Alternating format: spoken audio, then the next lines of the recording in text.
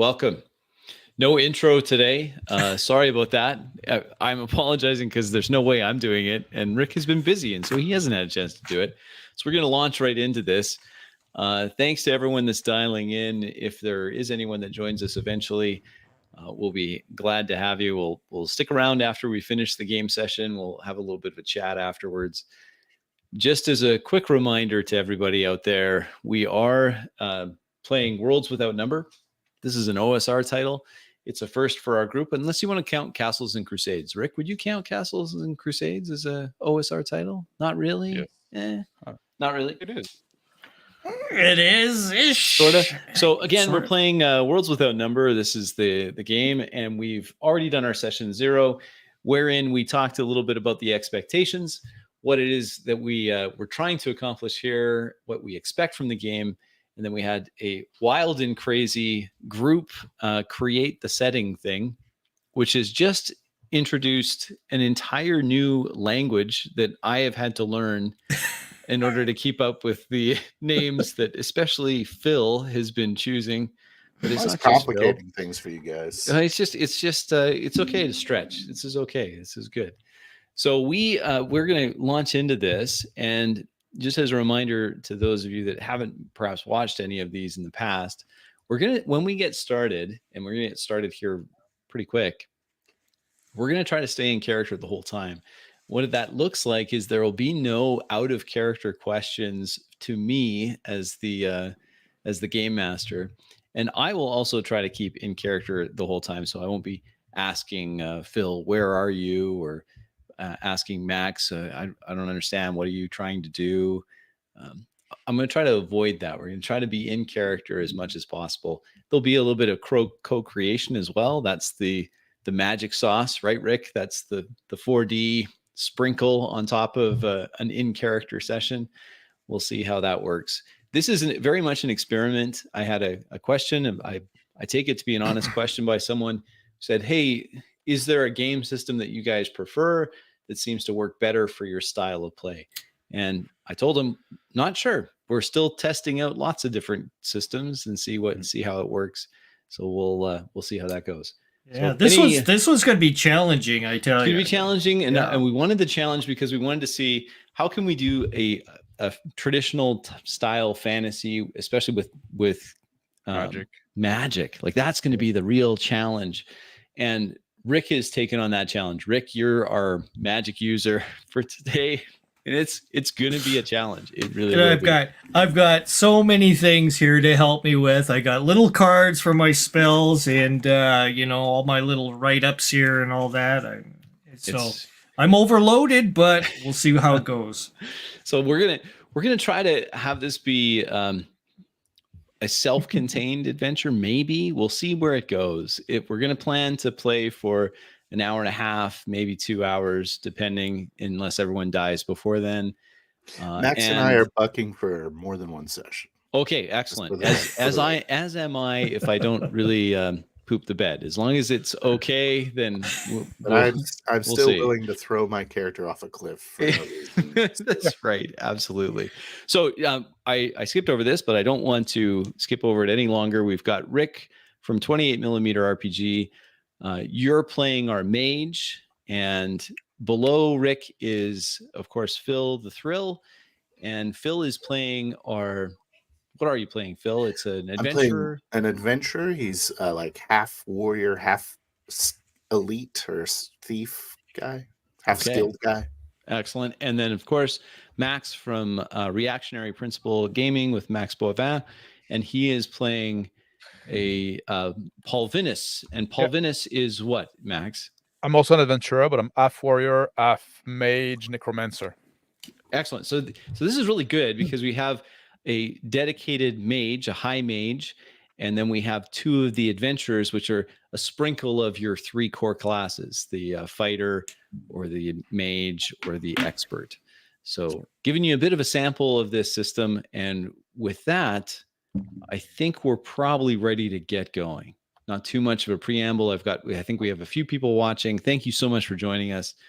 We hope that you'll find this entertaining as we try our best to play Worlds Without Number. Any comments or anything else you think we should say, Rick, before we get going? Game some people may have a question like, like how do we talk to you in the game? We communicate through our actions. So if I have a question to Crispy, which I don't directly address Crispy as a game master, he has to listen to what I'm saying in my action to realize he's asking a question. Yep. So it's to keep everything within the flow of through the eyes of myself or the eyes through Phil or through Max, and that's how we try to keep it. So we're trying to stay in character all the time. So just to let you know, that's how we do that. Hopefully, as you watch this, the world will start to make sense as we interact with it. I'm not gonna exposition dump. That's boring. No one wants that, least of all me, because I will inevitably mispronounce half the names. So we'll let we'll let the players take it from here. Anything to add, Phil or Max, before we get started? It's my first time in an OSR game, so I'm sorry I'm gonna mess up. Oh no, We'll fix it in post, so to speak. We'll talk about it afterwards and see what happens. Yeah. I played OSR, never played this particular one with a number, and there's like significant difference. So we'll see how it goes.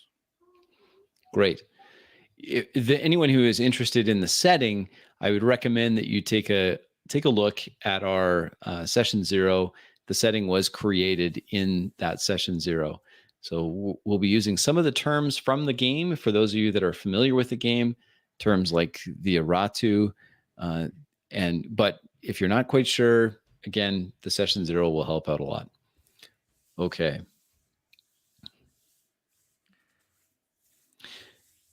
The sun hot overhead, merciless, bakes a small encampment. Tents providing shade where they can. A few small trees bent over, cooking in the merciless heat. Small wisps of sand taken by the wind as it blows through this nomadic tribal area. 2 horses ride in with a man wearing orange and tan robes, and with him another man, a shiny black cat on his shoulder as they ride into town. The nomadic tribesmen here are expecting these visitors as they come in, and one of the tent flaps opens. The man that they have come to find is here to greet them. Put my hand up. Paulus, that looks to be our man. Raise my hand up as well. You Murak? Feeling the heat of the sun beating down. Say, it's Maruk. Come into this tent. We have much to discuss. Dismount. I shake the dust off my jacket. I head toward the tent. I bow a little bit in front of Maruk. I tether the horses together and proceed in. Quite the place you have here, Maruk. As a very not a very humble camp or tent. There's a very nice rug laid out on the bottom, keeping off the sand. They say, only a temporary shelter. Please have a sit. Would you like some water? You must be thirsty from your journeys. Already pouring. Nods, yes, please. A shiny black cat drops to the floor of the tent, walks right up to Maruk's legs, butts his head, looks up, starts purring. Some for your friend as well. This is Horacio. Horacio. That's right. My name's Horacio, and I'm thirsty. You don't need water, Horacio. Just quietly, like, put You the ride like a donkey. I definitely need water. If you don't quietly mind. put the bowl down in front of the cat. Say, first time I've seen one of these before. Purrs, starts lapping up the water. They're more a curse than a blessing. Sits down and gestures to 2 oversized pillows nearby. Sets the cups of water on a small table in the center of the seating area. I proceed towards one of the pillows, observing all the interesting trinkets in the vicinity here. Yes, so we hear you are the one that could guide us through the deserts. I have heard many things about your purpose here. Perhaps you could allow me the luxury of hearing it firsthand. And I pull a rather large hookah pipe over, sit it in the middle of the table, and start puffing on it. Offer a hose to Oh, the yes, man in definitely. black. Thank you. I took off my my riding coat. I go sit next to you, next to the table. I wave at Horacio to come join me. I What take was one your- Satisfying was- his thirst, the cat jumps back up onto your lap. What was your name Stretches out. again, sir? Talking to the man in black. My name is Paul Venus, and this is Lord Alaric. Nice to meet you, Merg. Pleasure is mine. May the wind. I hope the wind was at your back on your travel here. Yeah, the air around here is quite dry, I must say, but we can tolerate it. Yes. So yes, you were asking about our situation. As you know, the deserts are encroaching on our lands, and which has brought us here.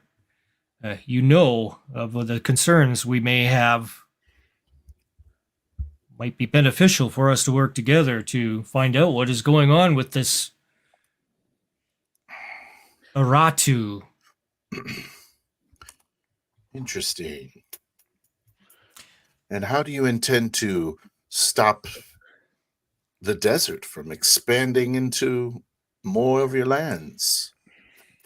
Well, my former overseer, he was the grand visor of the king before I took over, and I had journeyed with him long ago when I was a youth to the center of your lands, where he had pondered this incredible sight, often one of the ruins.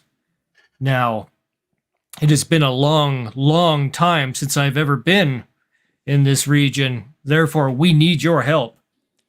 But what he had seen and what he had gone under incredible lengths of study since our return to our lands, he has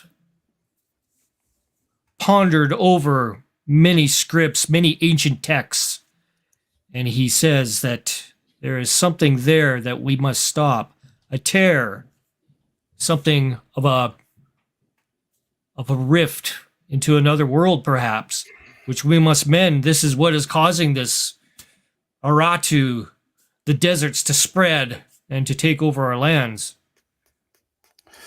The journey into the center of the desert is no easy trek. Yes, just coming here was a challenge for us. We're not desert people, so that's why we need a guide. You feel you've already been challenged. You know nothing of what's to come. Just take a big puff on the hookah, blow it out. It's kind of I'm looking over at Paul Venus, sizing him up. You're strong. Yeah, I can hold myself. A lack of knowledge. I can speak your tongue a bit.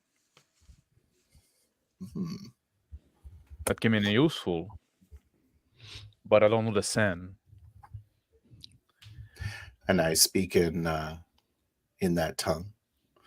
The Najima's tongue. I say, you trust this mage?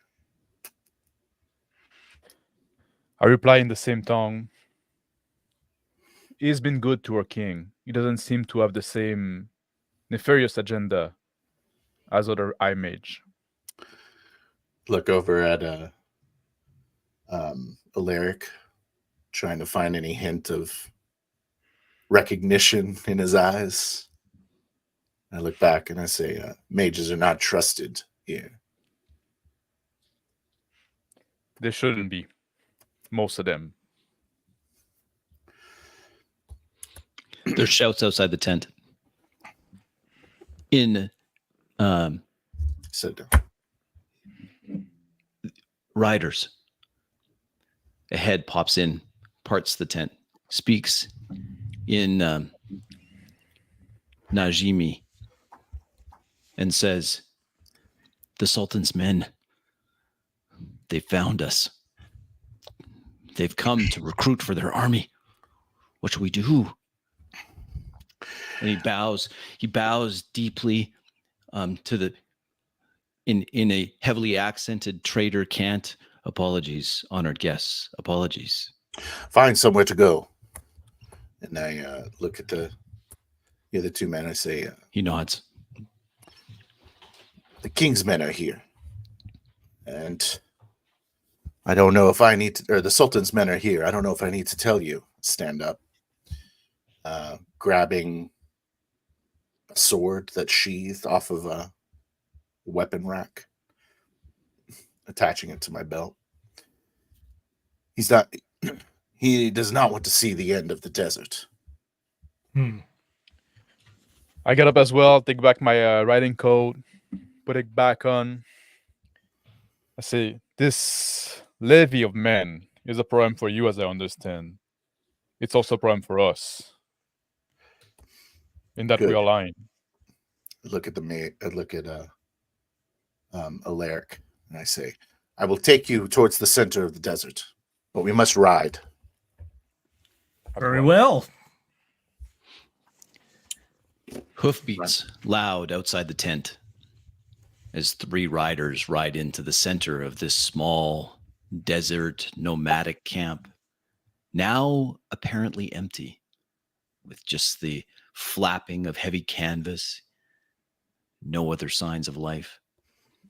The lead rider brandishing a scroll that he opens.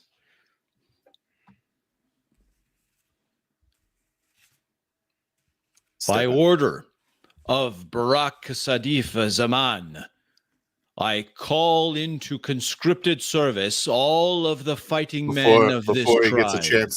Before he gets to finish saying conscripted, or right at this moment, I chuck a dagger through the decree.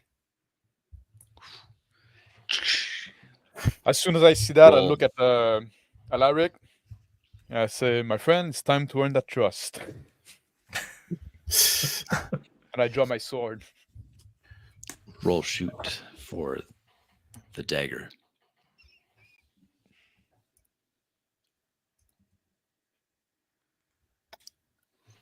Failure.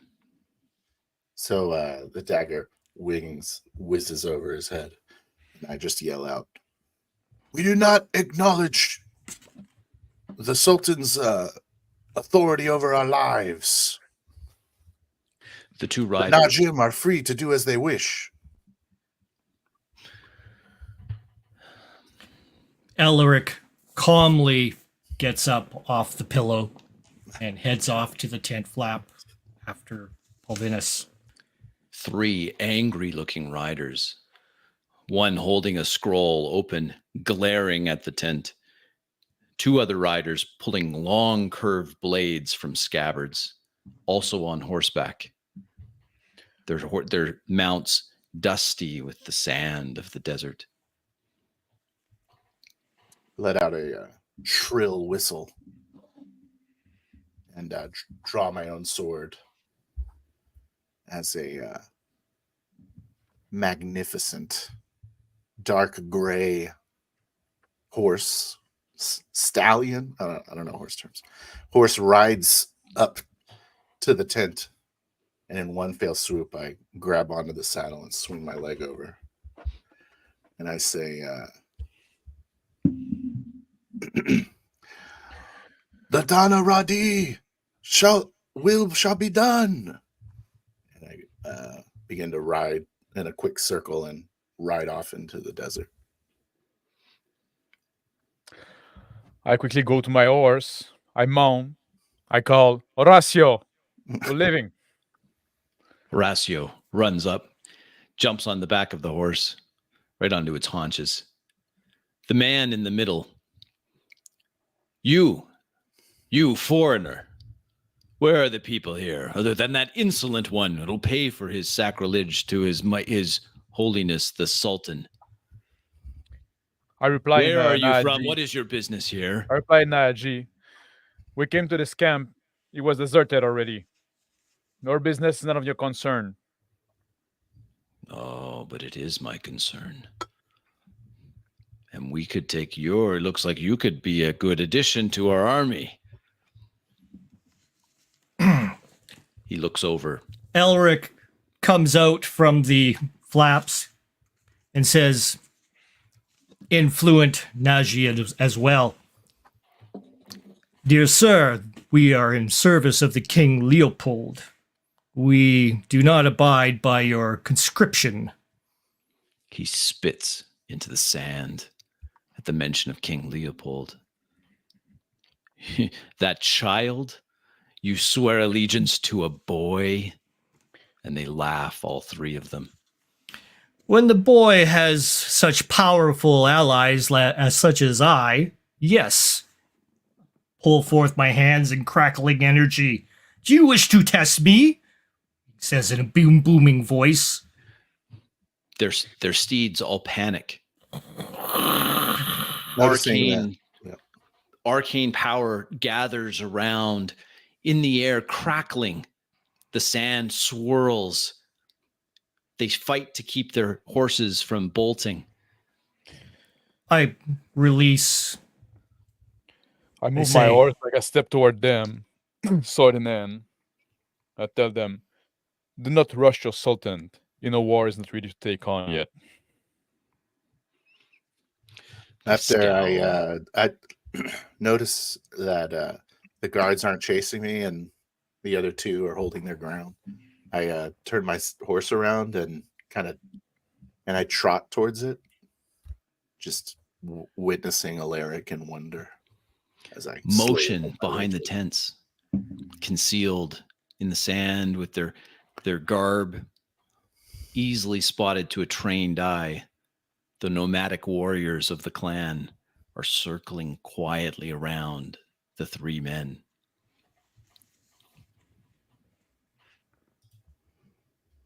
One stops, raises his hand, looks in your direction. I just put my hand up, not signaling. They're signaling for them to hold. He closes his hand into a fist, and all motion stops. Like this. Trotting up. You should be leaving now, gentlemen. Horatio jumps up on your shoulders. Oh, you're always good at making new friends, aren't you? I learned from you, Horatio. At the sound of the cat's voice, all three men are startled back. They say, "Witchcraft!" They put heels to their steeds. and bolt out of the nomadic camp at a full gallop. I look at our ratio. I say, well, that came out. That worked for us. But, pretend to be a cat sometime. Oh, that sounds so boring.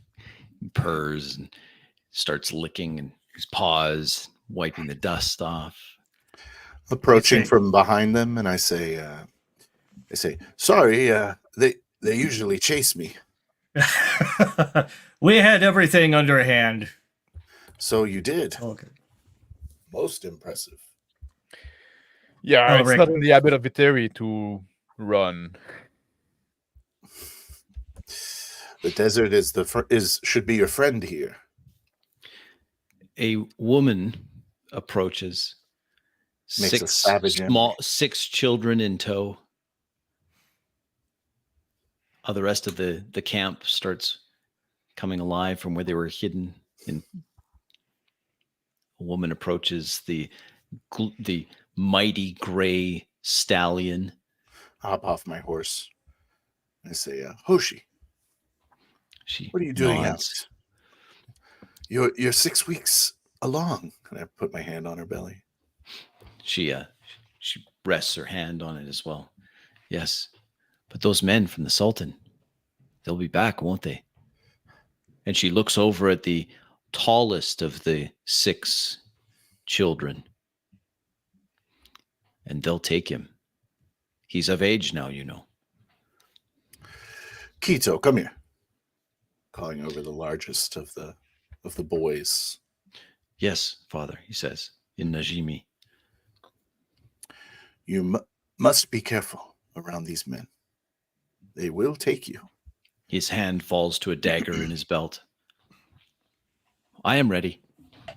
You're strong, my son. I will fight those that pervert the eternal wind. But these guards will not come for your little brothers and sisters or your mother. But they will use them against you to encourage your cooperation. When you see them, it's best to hide with the other men. And but I wave my hand to signal the hidden soldiers. They rise, sand falling from their hot weather clothes, perfectly camouflaged in the desert. Nasir, come here. Calling to one of the men. He comes in at a run. Yes. Quito, listen to this. Listen to Nasir. He will keep you safe while I escort these men to hopefully an end to this conflict. They are here to take care of the Sultan. Best not to spread, but information is best kept in as small a circle as possible, Nasir. As the wind blows, he says. It's to keep you. It's to protect you. 'Tis better to act with wisdom, but act. He clasps your arm. I will take care of them. We'll head towards the. Where shall we head? Best to keep the information to yourself. Yes, that place. That's where we'll go. I clasp his arm and I say, "May the Dana Radi be at your back." And you, brother. I put my hand on the nip of the neck on my son. Bring him in for a hug my wife. We share a moment. You have a moment as in a whirlwind of activity. The tents that make up this small clan are quickly broken down. And in moments, it's just the desert sand and a group of people ready to move out. Sitting on my horse, I take my water skin, I drink a little sip of water, and I visibly kind of gauge the volume of water I have left. Then I put sloshes it back. Around. That water doesn't taste as good, Horatio says. Horatio, for you, it's a luxury. Well, you No. carry a lot of water. I mount my Claws horse. Slightly dig into your shoulders. Not at me, you make you vanish, Horatio. No humor.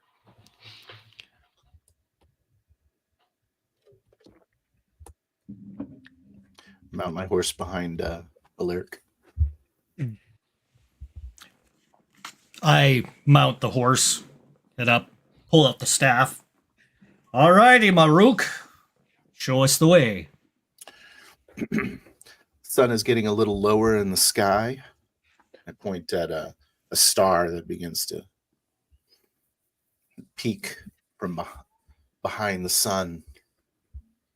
I say, follow that star until it's time, until we can't ride anymore. Traveling at night in the desert seems to be the way to go. Unfortunately for us, many dangerous predators seem to share that sentiment.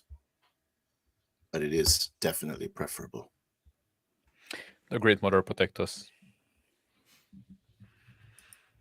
I jingle my reins, urging the horse forwards. I follow suit. Signing Maruk to take lead. Just riding along. It's a beautiful beast you got there. Try to Maruk. ride alongside the other two, so we keep like a 3.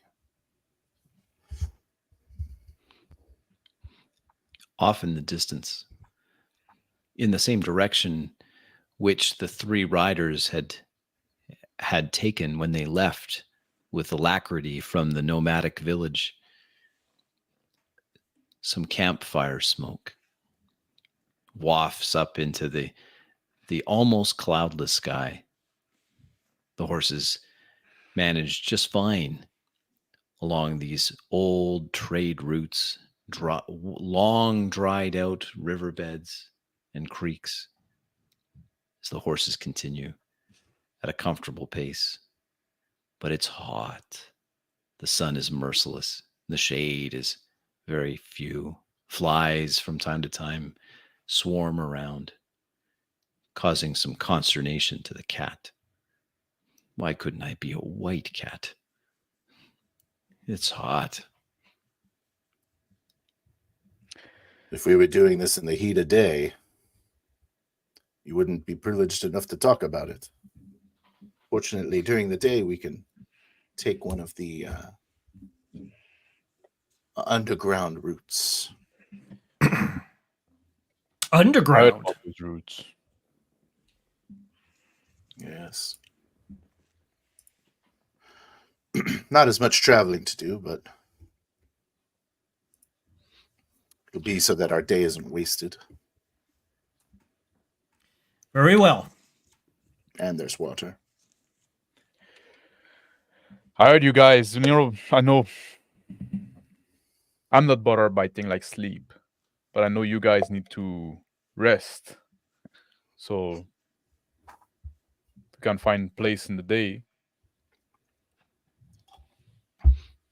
The heat shimmers on the horizon, creating the illusion of standing water. But up ahead, a small oasis, a few trees, hanging lazily low, their fronds of their tops drooping down to touch the ground.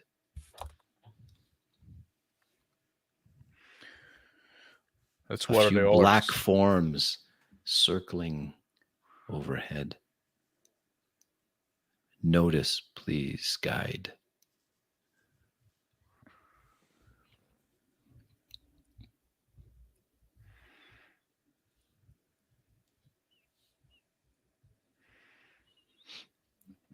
Failure. Blinded by the sun.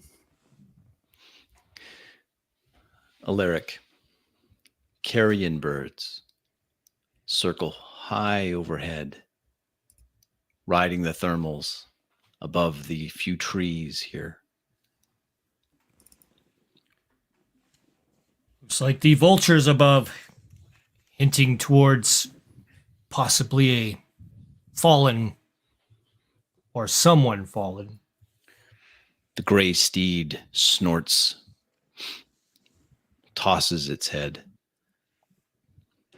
Horatio, Nothing to be afraid of. Someone joined back with the Great Mother in our embrace.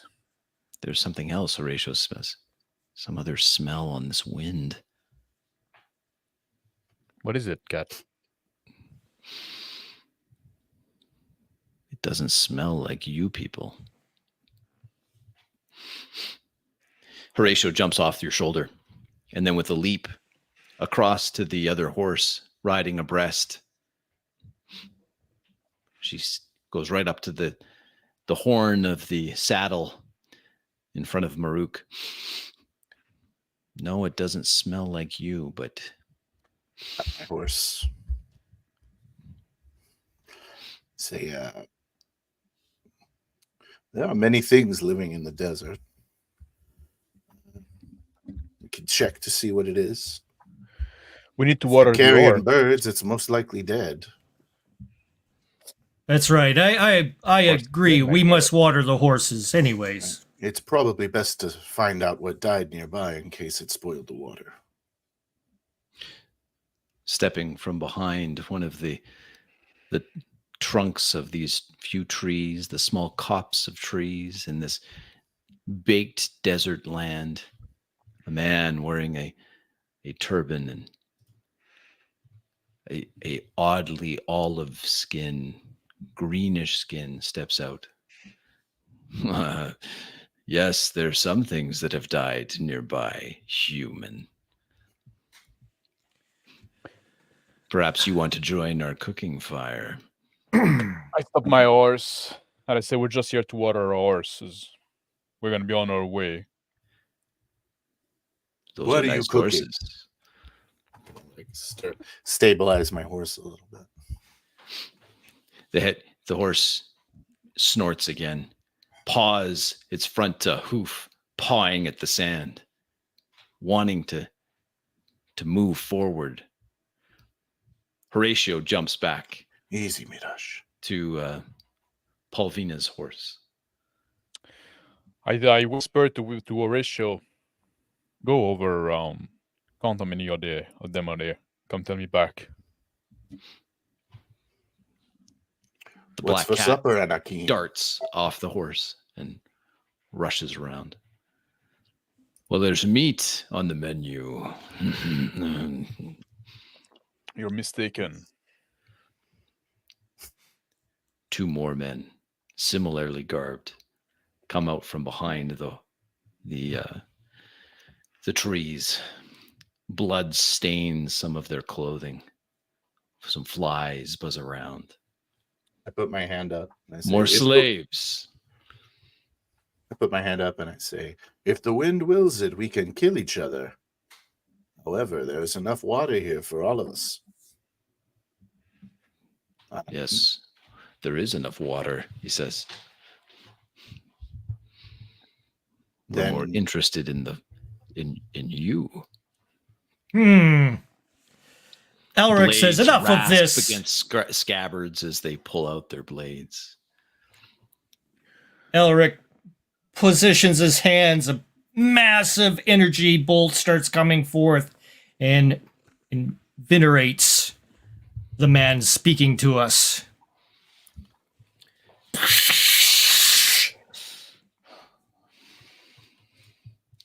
He rolls. And I draw my sword.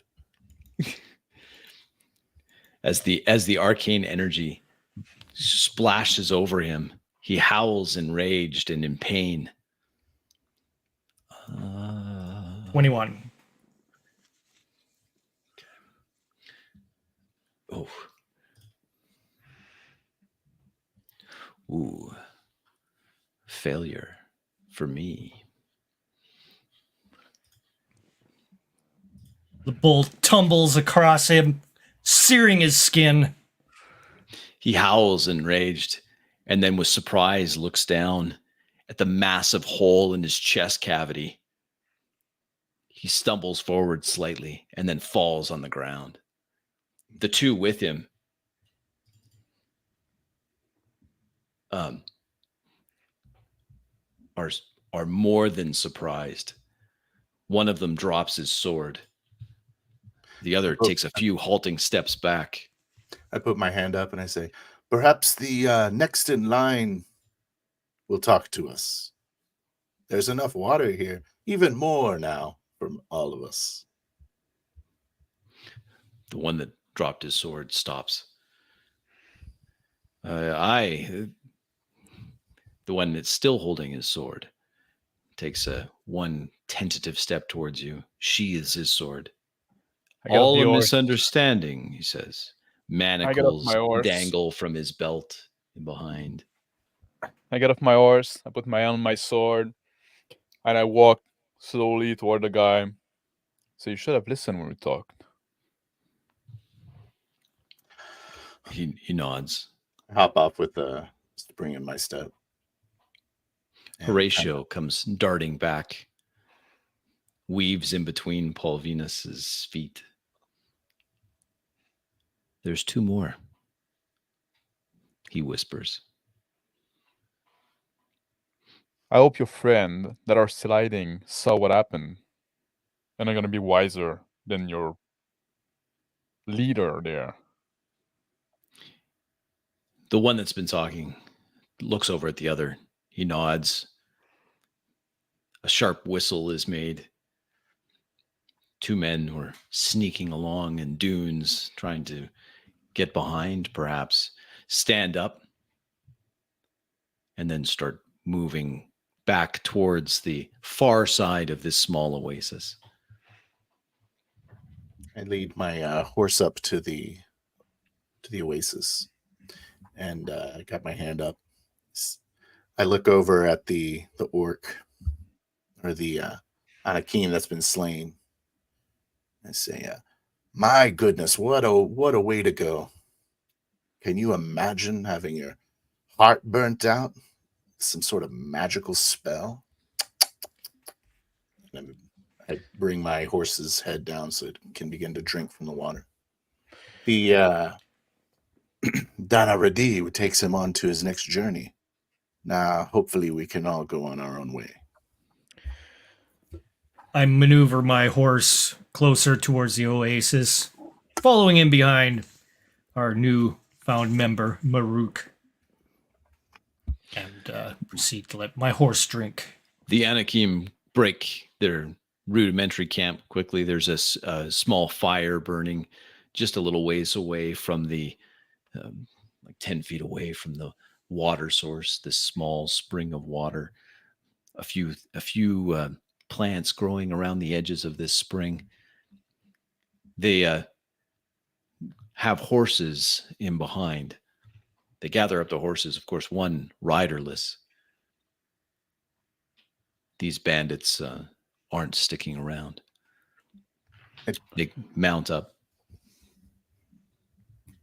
and ride. I think we'll be seeing them again, he says to Maruk as he continues on, dismounting his horse, dipping his water skin, fulfilling it. Yeah, I brought my horse to the oasis as well, filling my water skin. I tell Eric, hopefully if we see them again, they have learned a lesson. You do. I'm filling up my flask and pulling the bridle down so that the horse, or so that Mirage knows to drink from the water. I say, you do make an impression. I don't know if they'd be eager to mix words with you again. Peer over at the flame, see if there's any meat on the fire, or what it looks like. Roasting on the fire is a scaly limb, a decent size, like two large ham hocks, but with a blackened lizard skin that's split under the heat of the fire underneath. The meat is on a skewer with a small stand so that the meat could be rotated by whoever was tending it. I look at Alaric and I come close to him. I put my hand on his shoulder. And I say, my friend, my sword would have done for those kind of like rubble. Oh, Save yes, your energy. definitely. I thought it would be more of a statement this way. It certainly was. And I move toward the corpse that they left behind. I close his eyes. I crouch over him, and I say a little prayer to the Great Mother for her to take him in his embrace. Horatio watches sitting as cats sit next to you. When you finish the prayer, Horatio says, "You really think the mother wants that? It's an ugly one." The mother paws takes all. at the face. Horatio, that's the only fairness we have in life. The mother will take us all one day. Well, She loves maybe all you. children. It smells terrible. Something just bit me.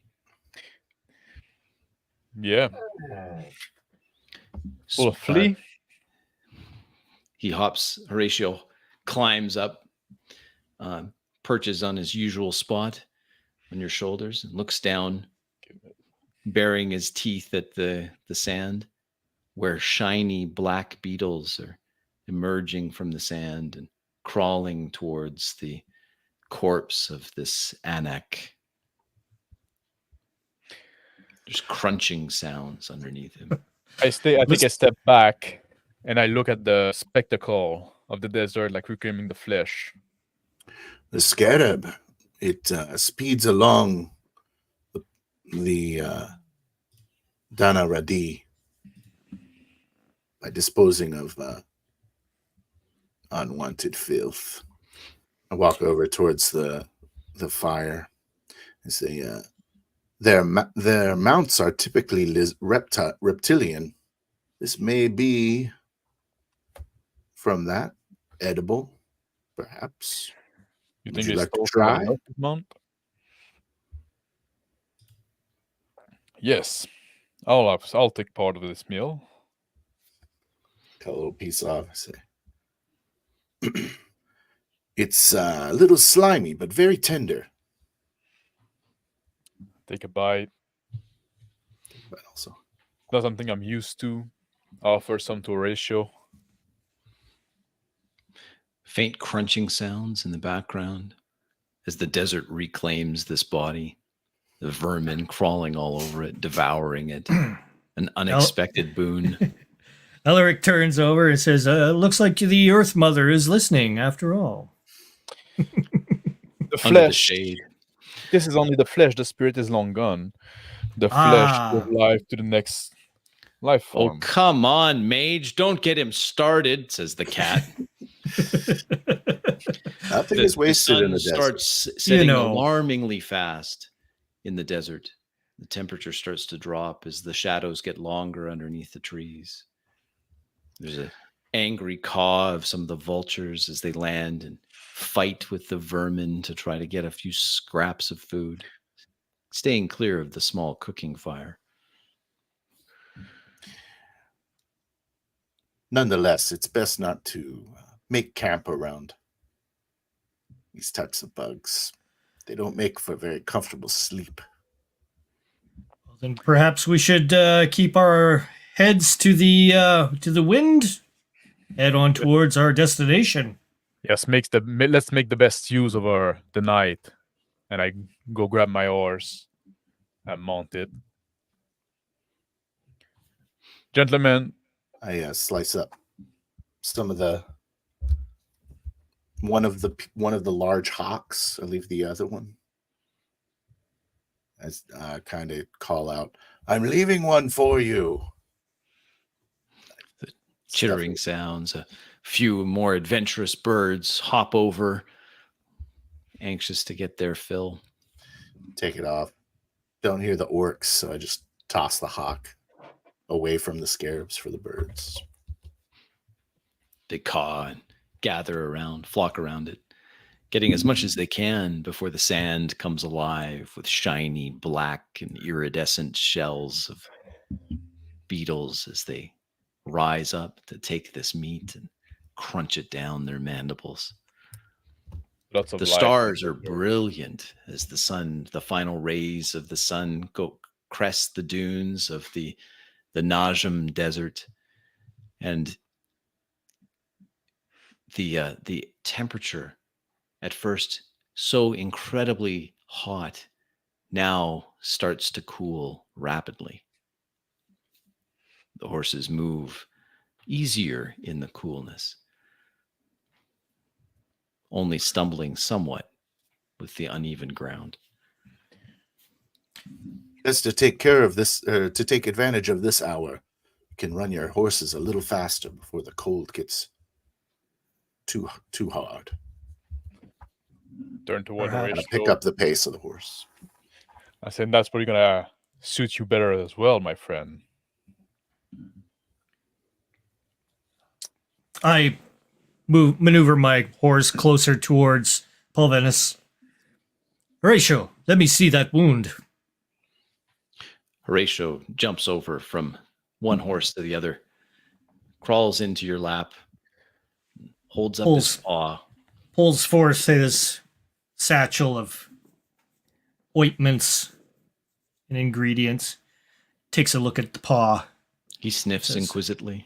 I look at Alaric doing that, and I say, "You know, he's not a real physical being, right?" You shut your mouth, Horatio says. Let the Okay. good man do his work. I'm You doctoring just him like the up. attention, Horatio. And so what of it? He turns back. Please, mage, continue your work. He starts hurrying. All this talk of the Earth Mother, yes. It's working away. Just keeping track of the sky, the stars. We'll be close to one of the first deeps soon. Deep? Are those like the tunnel you're talking about? Yes. We can get there before sunrise? Oh, yes. Should be there within the hour. Within the hour. But we have to sleep, as you said. How do you recognize this? How do you recognize the landscape around here? It's so impressive to me. The oasis, the positioning of the stars, and just sort of an instinctual feel of time comes Horatio. with life in the desert. Horatio looks up at Alaric. I can never anticipate what interests that man. Why is he now interested in that? What is this? This tastes a little like he starts licking the ointment off his paw. What is that? It's part of Grumman powder and 3/4 of the Zim tree. On the dunes in the moonlight, they're just black, the absence of stars. Motion on the tops of the dunes, moving quickly in darkness. Did you see that? I think I've got a glimpse of some movement. Alaric, I touched the side of my temple. My eyes glow, using a bit of effort to investigate, seeing through the night very easily. I scry the area. The darkness of the deep darkness underneath the stars, the moonless night of the desert peels away, revealing the intricacies of the dune, and more than that, riders moving quickly over the dunes. Ooh. Their forms unlike horses, low to the ground. I concentrate further, pinpointing any potential magic on them. faint auras come from the riders themselves. Excellent.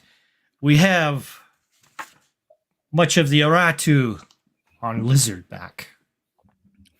Say to the rest. Do you know how many there are? I count.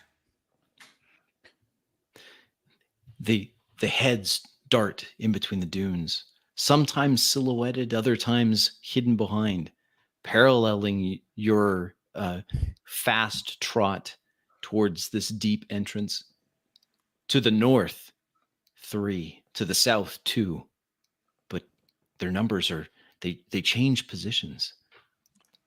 It would To be the best north. if we go quickly towards the deep.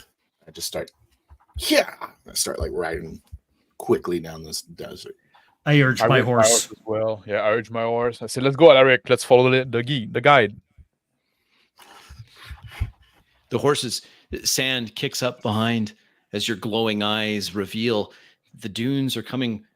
This small ravine that was guiding towards the entrance to this deep is coming to a choke point up ahead.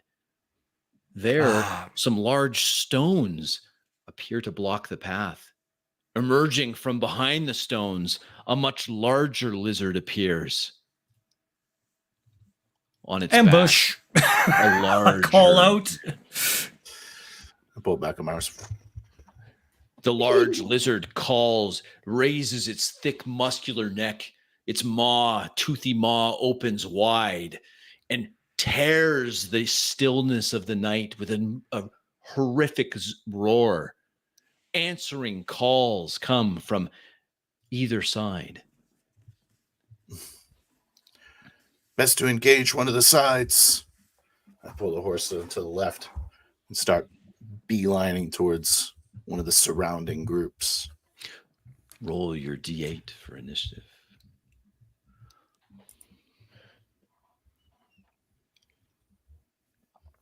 Seven. I follow Maruk. The horses move quickly. Pull my sword out, grabbing a green rag, a golden colored rag from a pouch, and I slide it up the blade of slide it up the edge of the blade.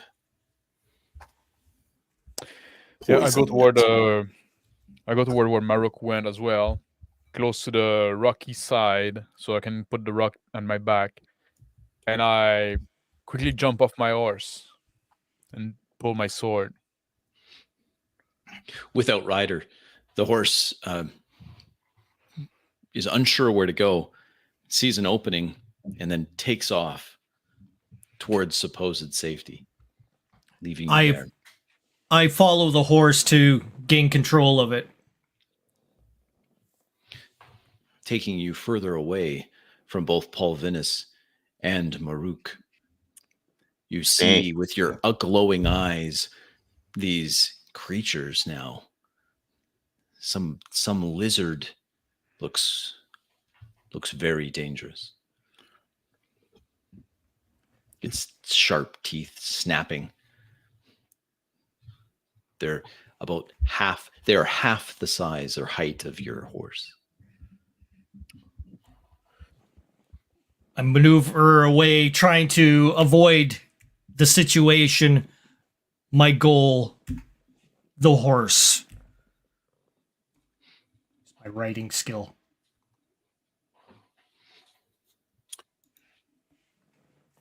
Ooh, 12. Through lucky, just luck perhaps, or skill, the reins of that loose horse flash in front of your eyes. With your glowing eyes to see in the dark, the reins slap into the palm of your hand. The horse comes immediately under control, but still nervous as these lizards hunch down and start moving as predators on either side, flanking the two horses, you and the two horses. 2 riders now. They pull out short spears, the tips of which glow slightly.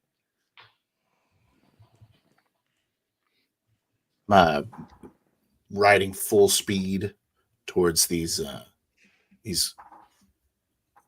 Anakim. I'm gonna swing at them with my sword.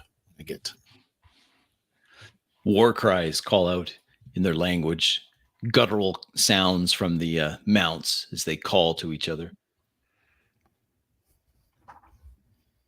just like silent coming through them. Gonna swipe through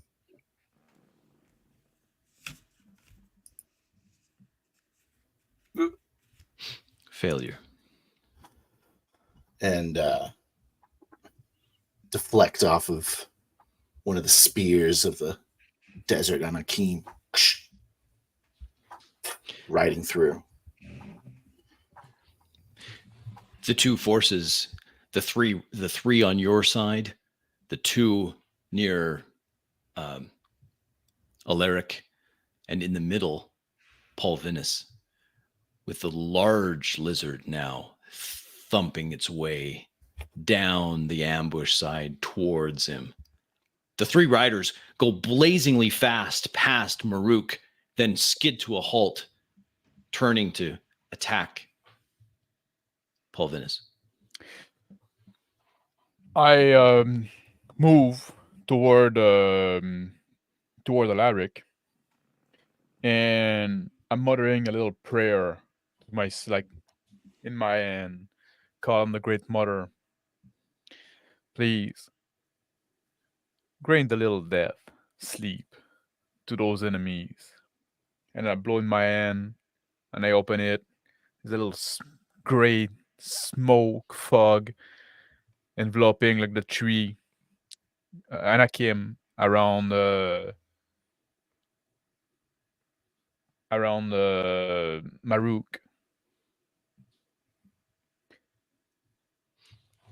Turning them unconscious. The three Anakim and their mounts all drop to the sand. The mounts breathing regularly and smoothly. Their riders sprawled haphazardly over their rough leather saddles. None of them moving. Turning my mount around, and I'm just like, my sword drops to my side. I'm just watching in amazement at these wonders. The large lizard that was moving towards Paul Vinus roars again, shakes its head, and then puts its head down as it starts to pick up speed. Alaric.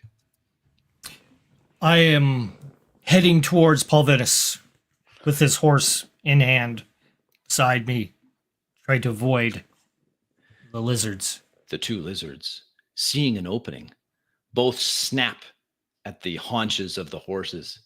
The one that you're leading, Paul Vinus's horse, takes one failure. Whew. The other jaws snap. It nips at the horse.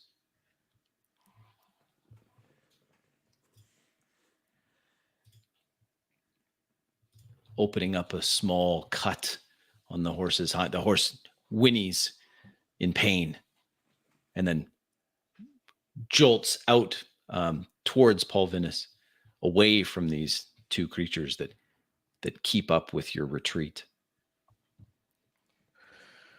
Yeah.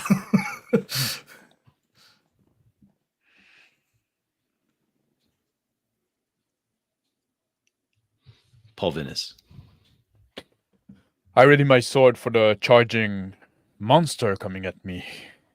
The distance is closing fast. 20 feet, 15 feet, 10 feet. Sand getting tossed up in the darkness. It's I tried to almost sidestep him and slice at the head of this monster. Roll. Yeah, that's going to be like 26. At the last moment, you sidestep. The momentum of this creature, easily a horse and a half in size, carries it, its large taloned feet digging big ruts in the sand, furrows in the sand. Its rider, as it goes by, takes one swing clumsily at you. Failure. Yeah, I see like his weapon coming down. I manage to sidestep as my sword bring down on his beast. Doing a big scratch. The sword parts the thick scale of this thunder lizard. Blood gushes down its front forelimb on the side where you had sidestepped its charge. It roars again, answering cackling sounds from the other two that are still conscious. I'm riding closer and closer, preparing a couple of throwing knives. And I toss them, trying to hit the rider.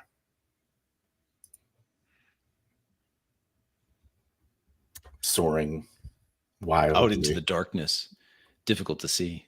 They Can't flail see out. All I see is a silhouette that's moving quickly underneath and then the reflection of starlight on eyes that are too big. Alaric. Continue right. I'm motion with my hand, conjuring up the scorn of feathers of the earth towards the beast, making it rise uncontrollably in the air. It squawks. Has to make its physical save.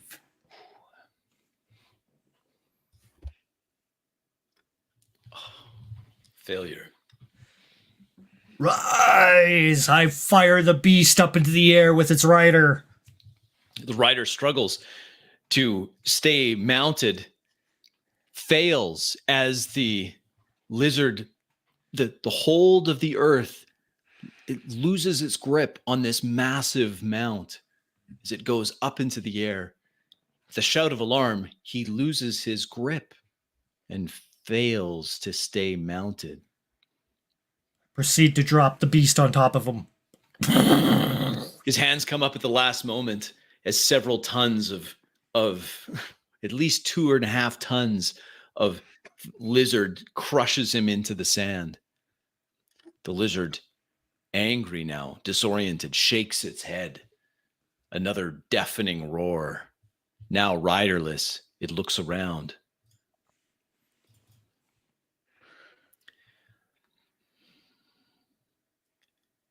Gets to its feet and then rushes past the natural barrier, hopping easily onto the large boulders and then off into the night. As it flees, it calls out, answering cries from the other two, and then angry shouts in Anakim as the riders attempt to bring their mounts under control.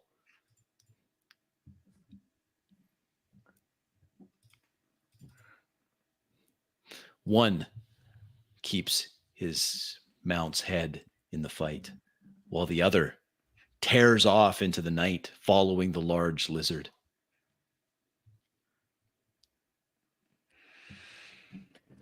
I rush toward the goblin that just got dismounted and crushed by his own mount. I go to him, put my, like when he's still on the ground, put the point of my sword to him, look if he's still alive. Ribs crushed into his lungs, rapidly filling with blood. He's asphyxiating. Tell your men to leave. He struggles at his belt, pulls out a dagger. I press my sword in him. And with that, one last death rattle, and he's still. Maruk. I just amazed watching the spectacle that's happening in front of me. I kind of back my horse up and just watch these riders like run past me, and kind of just watching what's going on. The one Come, that come. still has Paulinus. some control of his mount. He looks over at you, desert human. He swears at you in his own filthy tongue and then takes off, seeing he's outnumbered, off into the dark desert night, following the other rider and the larger lizard as they flee. Bring the Hop. horse to Paulinus. Looks like we're On the- making friends everywhere. On the north side of this small gully, this desert track, 3 of these lizards sleep, with their riders fast asleep as well. Yeah, I grab the rein of my horse and I say, "Those over there are not dead; they're just sleeping. We can go finish them off." All right. Thank you for the Why? horse, Elric. They're not impeding our journey any longer. Let You them wanna let sleep them the go? night away. It's You're a not good up to man. me. It's not up to me to end someone's journey. You're a good man. You're right. It's not up to us to decide when the Great Mother call of her children. Alaric, motion in the sand near the sleeping riders and the sleeping mounts. A shell appears. A large cockroach, 2 feet long, wiggles its way through the sand. Clicking sounds. Now more clicking sounds. And more and more. Let's make haste. We have company. I suppose The crickets. I suppose the Eternal Wind did have a plan. Hop up back on the horse and back on begin my to horse ride as well. towards them. I They'll guess be more interested. Those bugs can be more interested in those corpses than us. they will be eating well tonight. A short ride away, and a sudden scream, quickly strangled out, tears open the night. Then another, and another. As I move my horse close to Maruk and I say, maybe giving them a quick death would have been a mercy on them. the cat, As I said sitting before, in Alaric's lap. You think? You think maybe? as I said before, it is not my place to end the journey of another life. Well, let's continue on to this cave of yours. Seems like the desert will take care of that for us. It often does. I look at Maruk and I say, the flesh of those goblin or those Anakim is soon gonna turn back to dust. As we all will.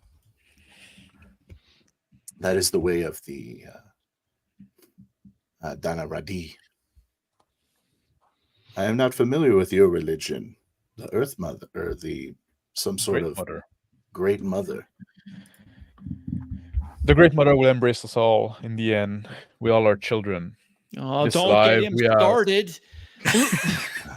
The cat says. I'm curious about this religion. It sounds like there's many parallels with the Dana Radi, but another time. This What the up, deeps time? are no place for small talk. So those creatures are guarding the deep? No. It's just attracted to sounds and flesh. I mean the Anakim. I do not know why they were here. They live in the desert. And Horatio. the deeps are a source of water. Well, their mounts smelled a lot like that meat that you were eating before. Yes, that is the meat we were eating before. They were eating their own mounts, which leads me to believe that they were in dire circumstance. Well, they had found some horse. That is true. Maybe they Up prefer ahead. the horse. Another pile of rocks, large rocks in between the shifting sand dunes. Over here. towards the rocks. I get that you might need to sleep soon, my friends. This was a long Yes. day of travel. It has definitely been. But we can proceed on. Should be fine. Should we be safe fish to sleep in the deep? Near the entrance, maybe. Perhaps Maruk? Cuts off more directions of attack. Easier to keep watch, I can see that. but watch All right. we must keep. The large rocks, upon getting closer, have right angles cut in them, like they were large blocks of a much larger structure, elements of a larger structure, perhaps, that in time immemorial has fallen into this disorganized jumble of otherwise unremarkable granite. But in those right angles, a small path winds its way through and subtly down an entrance. Is that what we seek? Yes, this is the entrance to the deeps. I dismount and begin leading my horse on foot. I do the same, dismounting. Yeah, I My dismount as staff in well. hand. I go to Maruk and say, many people know of those tunnels and caves. The Anakim certainly do. It's one of, as I've stated, it is one of the few places where you can reliably find water, but a place of comfort and shade in the daytime is important to many things that live in the desert.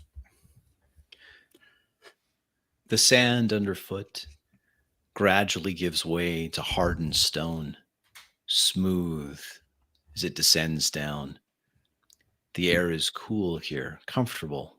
Horatio enjoys it, starts purring. There are evidence around the entrance of other travelers who have stopped here. The entrance to the deep continues on. Faint light on the ceiling far ahead, far above the stones as this cavern extends down and down and down. This isn't cobblestone. No, seamless stone from some unknown age continues. My hand goes over some of the area, fascinated by the intriguing stylizations of the ancients. Up ahead, a small stone container, and the sound of dripping water as an opening in the wall feeds a small fountain. Some makeshift hitches set up for mounts. Evidence of past fires scorched onto the smooth stone around the fountain. Maruk, is this the remains of the Uratu? The Anakim. I begin walking like I'm lost in thought, not hearing Alaric's words, looking at my at Midaj, my horse, and Its head giving him the ID, or we share a link together, giving him the idea that water's nearby. And we're sharing it at the same time. He smells the cool water. Pat him reassuringly. He's got some of that sweat, the sweat that comes from animals that have exerted themselves throughout the day. His head shivers slightly and then steps towards the fountain of water. It's being fed by this small hole in the wall. As if reality's catching up with me, I shake myself out of the stupor and look back towards Alaric. Say, what was that, mage? Ah, a man of uh, of absent-mindedness. Apologies, I have a lot on my mind. It is all good. It is all good, my son. The remains here. Is this of the Anakim, or is this some of your tribesmen? I do not know the origin of these caves. They say that the great eternal wind blew these caves out himself. But I am not so sure. There has been some talk of ruins deep into these caverns. I heard that Of a lost civilization. I heard that this desert hasn't always been a desert. Used to be a luxuriant region, just like Viterra we come from. My knowledge does not extend to ancient histories, I'm afraid. Horatio the cat stretches out. He does that thing that cats do as they get their paws out, and he arches his back. Oh, you humans are so boring. He hops down from the horse and goes over to the water, starts lapping it up. You just talk and talk. Maybe you should send Horatio out to do a little scouting. Enough of that, Horatio says. I'm not your plaything, mage. Filling up my Horatio water got a skin. mind of his own. Yeah, such spirits are. Far above 40, 50 feet to the stone ceiling of this underground cavern that continues on as a tunnel underneath the ground, underneath the dunes above, the slight flutter of wings amongst a bioluminescent strip that gives some light to this cavern. Hold up. He motions it. Let me first attend to the horse. I proceed to Pulvinus's horse and check its wound from the lizards. It's Take angry. forth my pouch. Oh, I thank start you. patting, soothing it. It's Roll okay, heal. boy. It's okay, boy. Roll heal. Drinking out of my water skin, looking up at the ceiling. 3 hit points back. I look at Maruk. I say, is everything hostile in this forsaken place? Looking at the bugs. Or the Look at him whatever is quizzically. flying Is everything what now? hostile. We have to worry about this fluttering above us. I like to see it as more concerned for its own survival. I guess that's what those archvision does, eh? Everybody's fighting for survival. Indeed, not many niches to compete over. Triggered by something, perhaps something that happened amongst themselves. Hundreds of bats take flight, and they stream out of the cavern in the direction that you have come, out into the night sky. I impress a calming emotion on my horse as I put my hand on it. Jitters, and then calms, and the lets out a tired snort, lets its head kind of drop down a little bit as it falls asleep. I look Well at done, Maru. Mirage. Well done. I crouch down and I put my glove then in the water and I like rub the water between my finger and I smell it a bit and look at Maruk. I say, is this water clean to drink? With all those bats above it? I don't see any droppings, Horatio says. You want to give it a taste, Horatio? I've already drank it. It's a little late for Oh. that. Should be fine. It's good. It should be fine. You know, for someone who doesn't sleep, you're awful jittery. Maybe you should sleep, Horatio says. He hops Somebody back up needs to onto your watch. shoulder. Well, I definitely could use some sleep as soon as we find a spot to sleep. I get up from behind the horse, pat it, giving it a assurance. There's a think yours- passage a little bit further up ahead. I would recommend we not sleep next to the water, as many creatures well. desire this place. Very A little well. bit further ahead, we can come back and get some fresh water before we leave in the morning or in the afternoon. Lead the way then, my friend. Oh wait, Grab my I horse tap by my, the tap my horse on the butt. He snorts, tosses his head a little bit, A little bit further, Mirage. A little bit further. and then with what looks like a resigned step, the horse drags its hooves down, following. I take the group to the clearing up ahead. It's like a small little indention Mhm.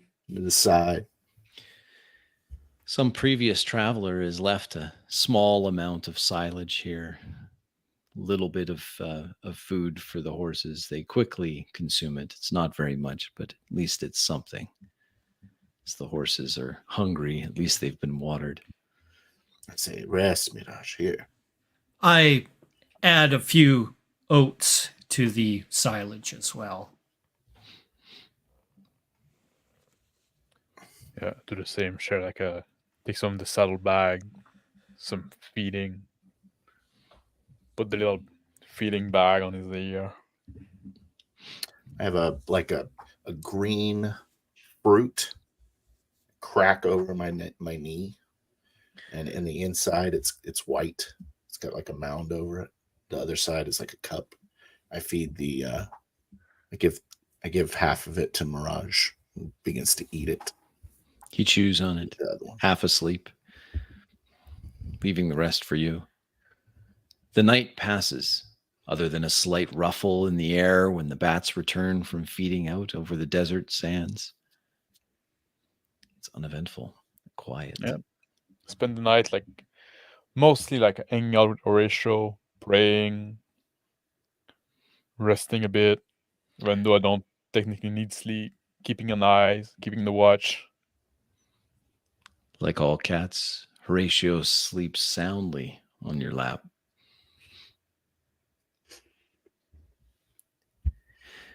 In the The morning. light in the cavern, this deep, doesn't change. When Mirage stirs awake, ready for another day. I'm leaning against him as I sleep, and then I can stir up with him. And I say, I slide the other half of the fruit towards him. Get up and begin to stretch. He greedily crunches it down. And then Should we go paused back to or the- uses his hoof to scrape at the stone underfoot, eager to get going. I set up the saddle on my horse, like I make sure like it's well fixed and all, even though I'm not gonna ride in the cavern, just out of habits. So should we go back them to the water source before we move on? Of course.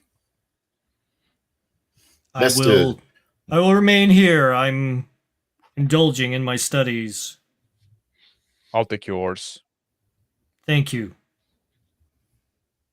And I grab the other rein. Walk slow there with Maruk.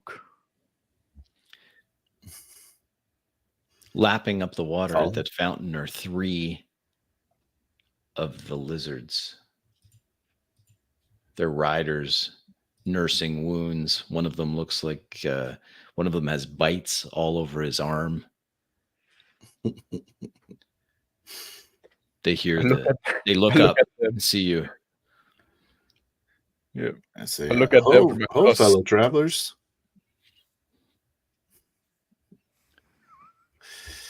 They hiss at your direction, jump on the mounts, and then spur them out of the cavern as soon as they see you. Well, they could have finished watering their mount. The mounts don't appear to be. They rush off too with very little encouragement. They have yet to trust our the desert humans' ways, as they call us. Walk up to the source of water and allow Mirage to drink from it. I once again fill my belly with water. The walls, as Alaric ponders and meditates, the strange script that is etched into the stone walls rearranges. Alaric's mind making links, deciphering the language, an old language, only shadows and whispers of which remain in the modern tongues of men, but somehow familiar. Talk of the iron pillars. He notes And this highway to the iron pillars.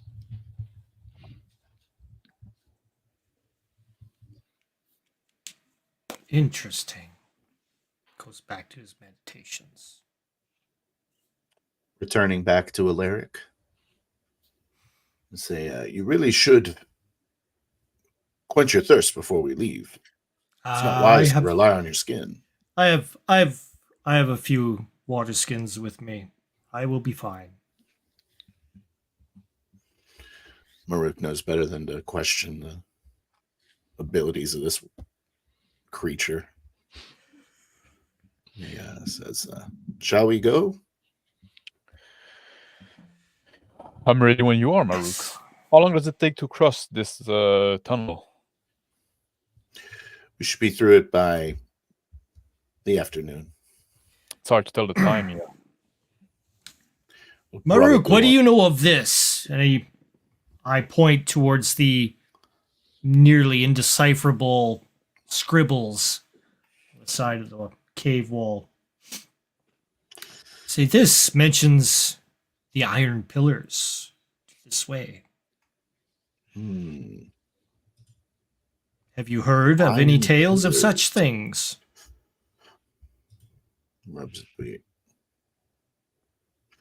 No, this is a rather old tongue as well.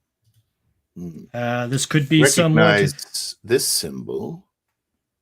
I believe it could be part Hakan, but perhaps not. There have been many individual meanderings of languages spread out from that. This symbol certainly means the wind. That has not changed. I look at the writing as well. The iron pillars is what intrigues me most. I'm sorry. As I said, my knowledge of the ancient is lacking. I have a feeling perhaps we should pursue this. I am but your guide and at your service, mage. And Paul Venus, roll pray for me. Yes. 9. Success. 10, actually. Yeah. The symbols, the language of which is some unknown tongue, but the iconography around the symbols is a warding prayer. The warding prayer around the iron pillars. Look at Alaric. I say, I recognize some of those symbol there. There's somebody that was trying to ward or defend, or like this iron pillar. There's something ominous about it. I think this may hold some answers. I think this may be what we are looking for. This may give us some clues. If it tells of a ward around this pillar that could have been eroded. Horatio, you know anything about that? I reach for my saddlebags and the horse, pull out some of my master's scripts, bring them down. His big tome starts pulling it open. With his lantern, he lights and shows forth some of his master's work. Maruk steps away from the two and is kind of keeping an eye. He's going to keep an eye on both sides of the passage, make sure there's nothing sneaking up on us while the mage works. A slight breeze blows through the passage, surprisingly cool.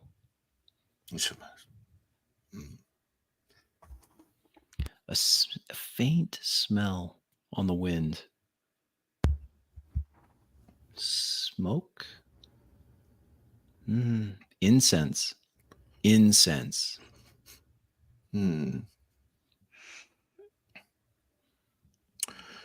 Mage, someone is burning incense, I think.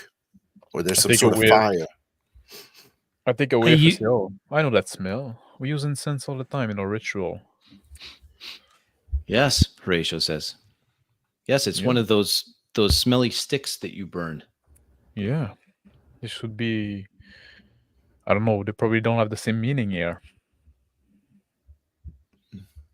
What do you know, Horatio? What do you know, Maruk? Well, we burn a lot of incense in our culture as well. People tend to get a little smelly. Helps keep from offending the wives. Oh. We You said all that smell incense... terrible to me, Horatio says. Do you even smell, cat? Do I smell? Honestly.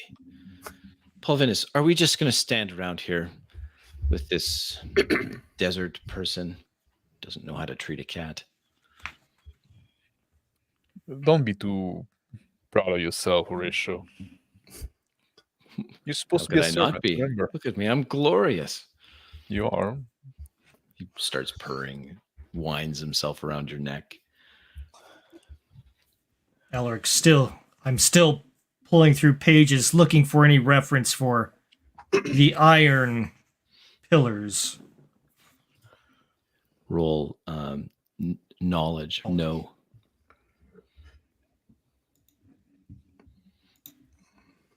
Oh, 13. Success. Here There. it is. A scroll.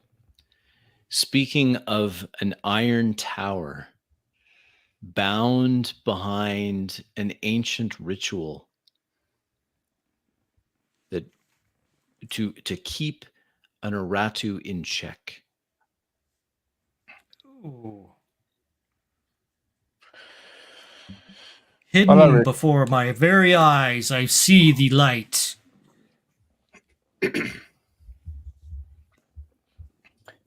Let's get ready. Yeah, I hand over the reign of Alaric's source to Alaric. I say, yeah, let's do the reading a little later. We should get out of there. This smell Closes is having the- me worried. I agree. Let's go. Puts That's the anger. book away. Yes, I would. They wouldn't be trying to burn us out of the tunnel. I The don't think. smoke. It's sweet. It's one of those smelly sticks, Horatio says. They wouldn't do it with incense, trying to smoke us out, wouldn't they? No, it smells like the one that you do when you're over some dead meat. You know how you do your thing. You burn some of this stick and then you say your prayer. We're trying to ward the evil spirit off of the soul of people. They can find the embrace of the good mother safely. Yeah, that's what it's like, Horatio says. Begin to lead my my horse down the cave. Well, this way. The smell of incense rates. gets a little stronger as you continue. Must Up be getting ahead, closer to it. some other lights appear. A group of people in similar garb to Maruk. They have a few candles in hand. They're gathered in a circle around something on the floor. The smell of incense is quite strong.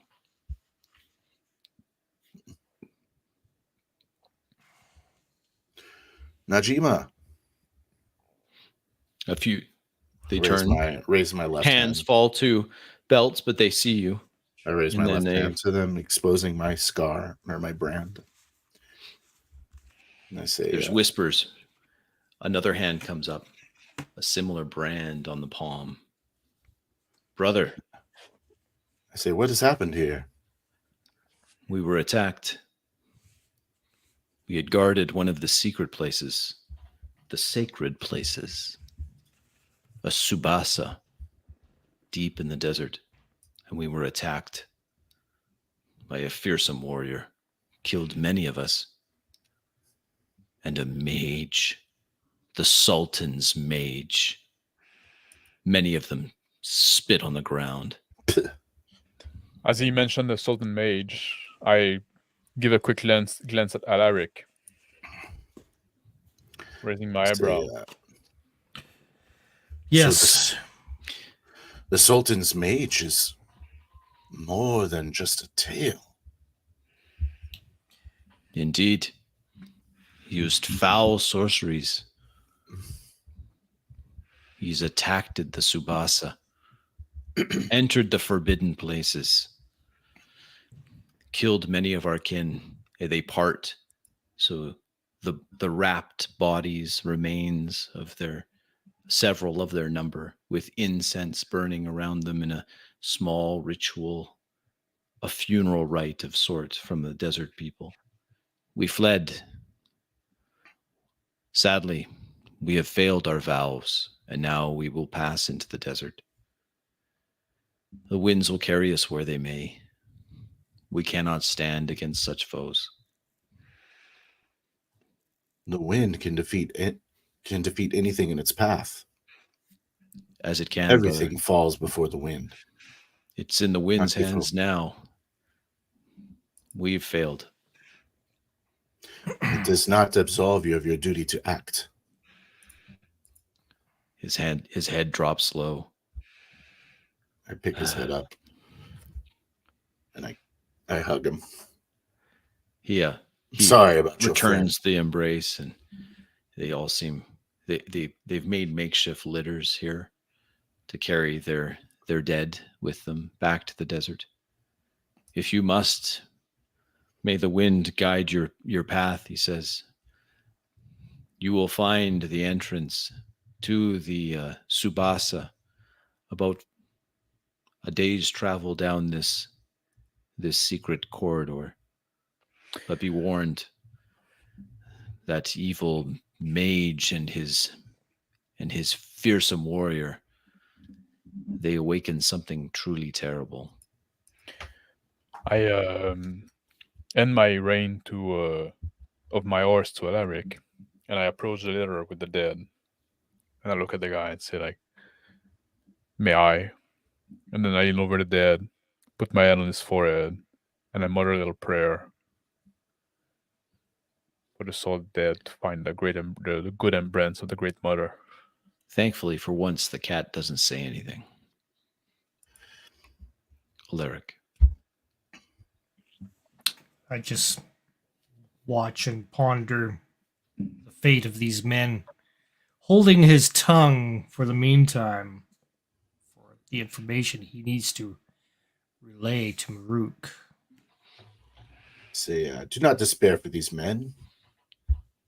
They are only on the next step of their journey. We have some food we can share.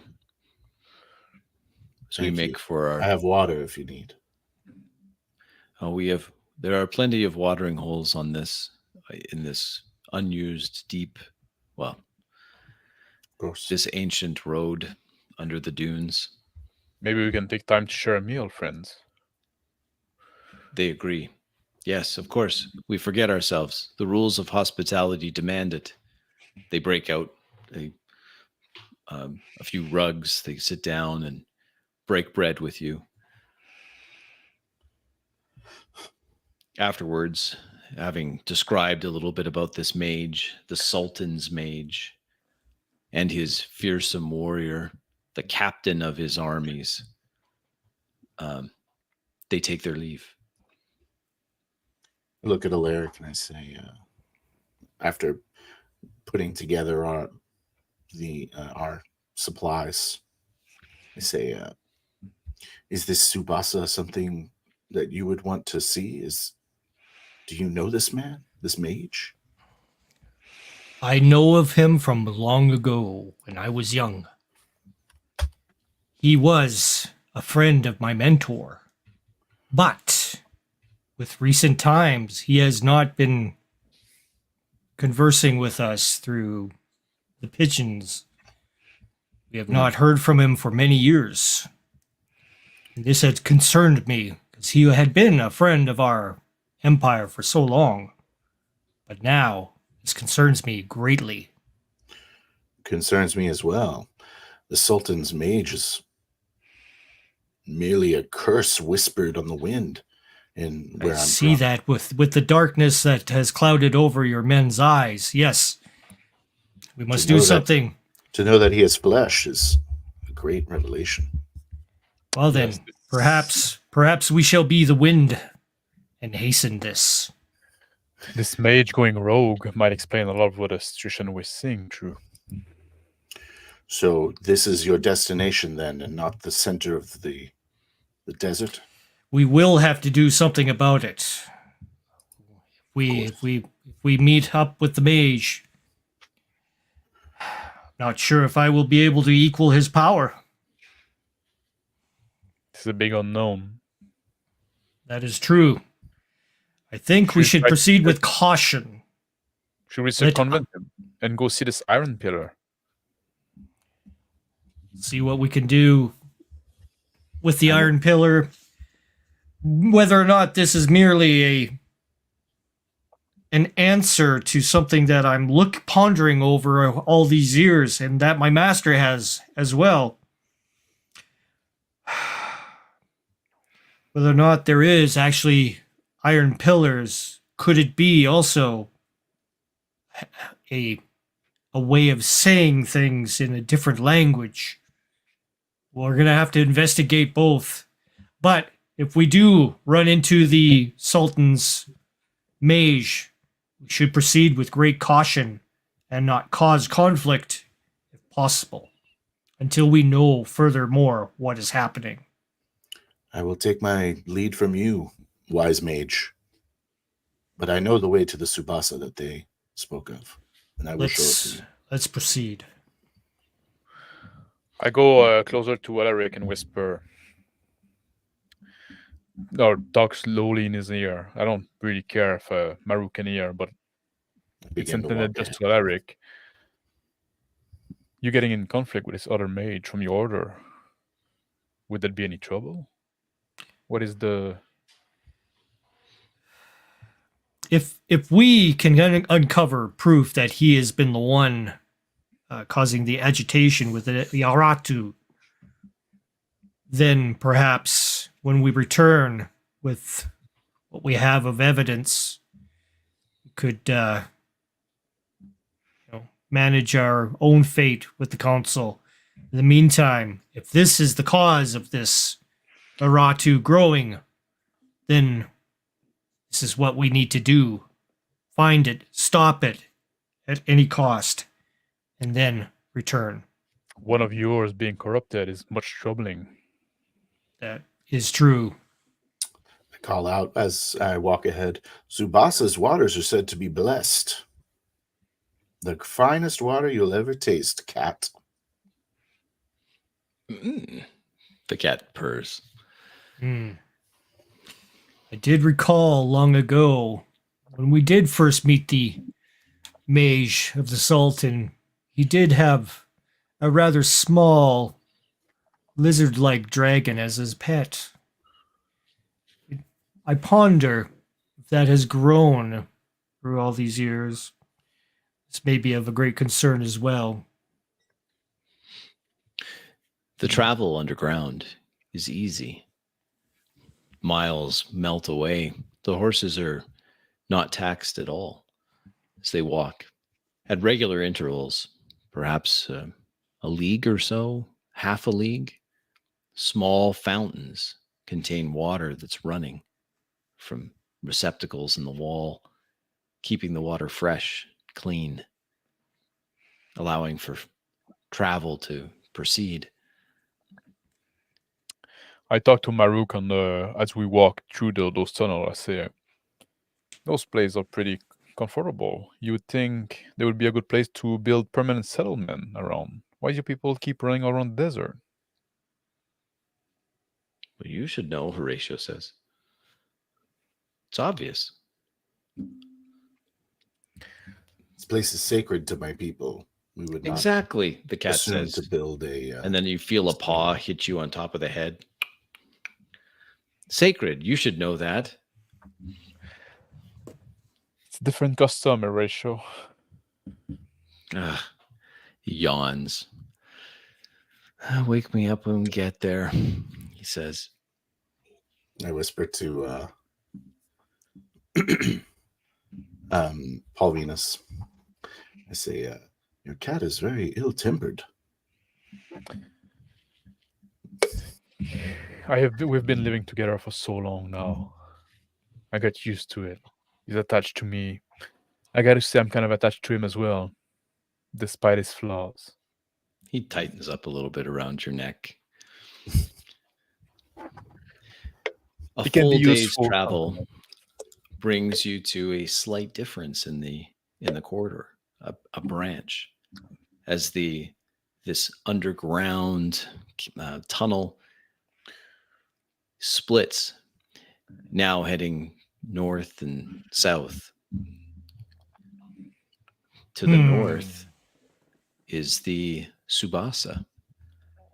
To the south is the deep desert.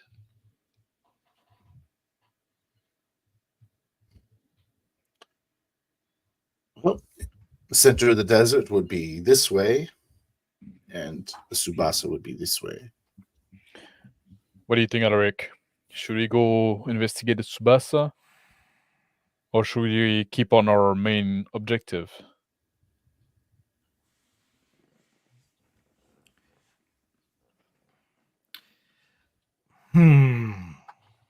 I would like to ponder upon the rift that had been ripped open, so we can see what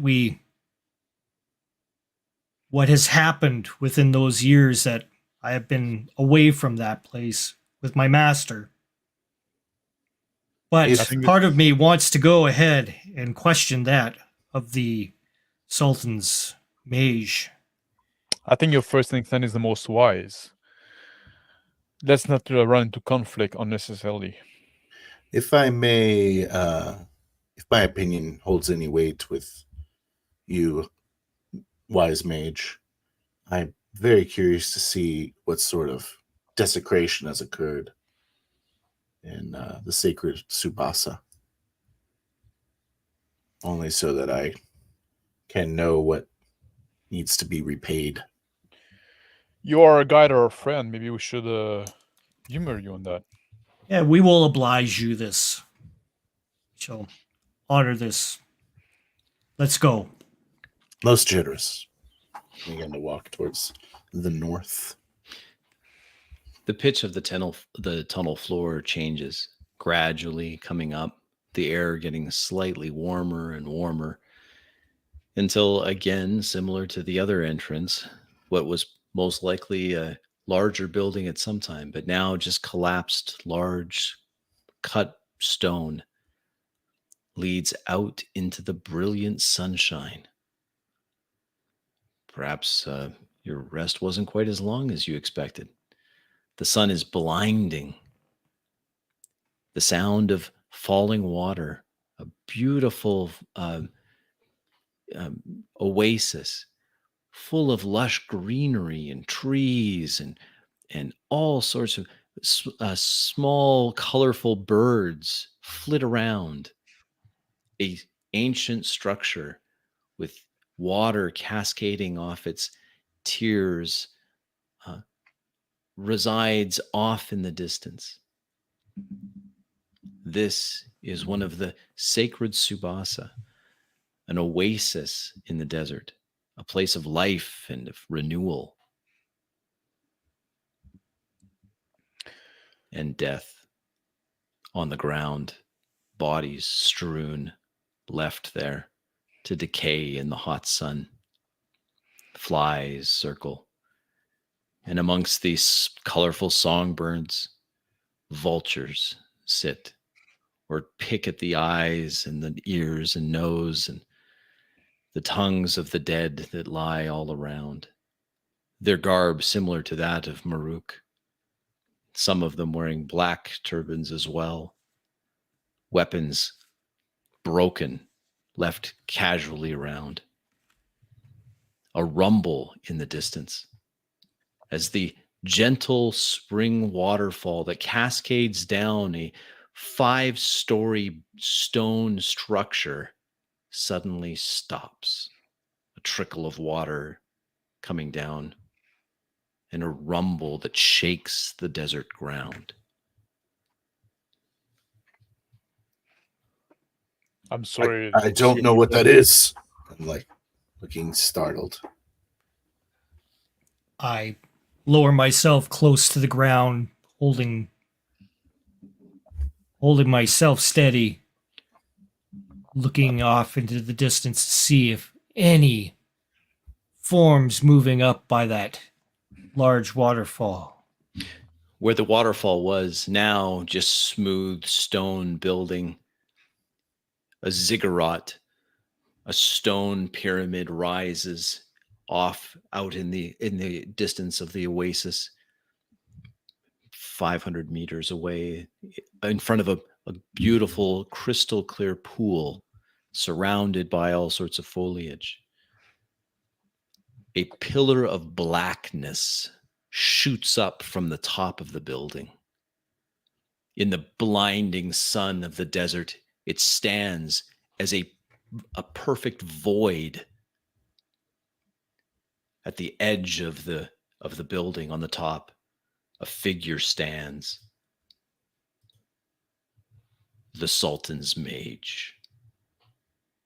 And we'll stop there. Not good. It's not good. What's the last part? Uh-oh.